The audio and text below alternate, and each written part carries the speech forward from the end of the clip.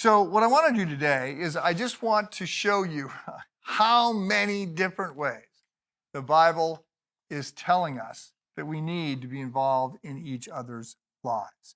So I've been making this point. I've been arguing we're made in the image of a God who is, always always enjoying the perfect friendship of Himself.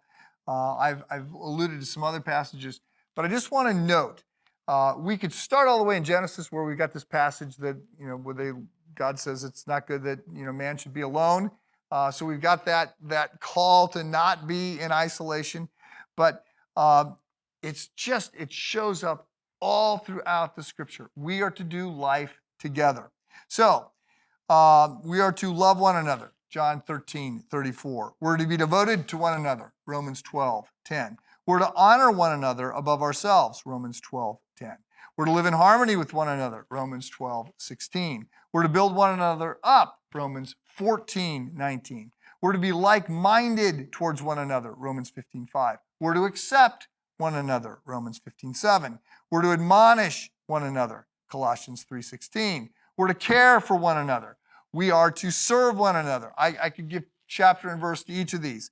We're to forgive one another, to be patient with one another, to speak the truth in love to one another. We're to be compassionate with one another.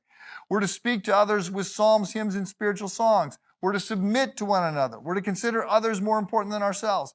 We're to look after the interests of one another. We're to bear with one another. We're to teach one another, comfort one another, encourage one another, exhort one another, stir up and provoke one another to love and good deeds. We're to show hospitality to one another. We're to employ the gifts that God has given us for the benefit of one another. We're to pray for one another. We're to confess our faults to one another. There is no way you can live the Christian life unless you are involved with others. We are called to be in community with others. Have a good day.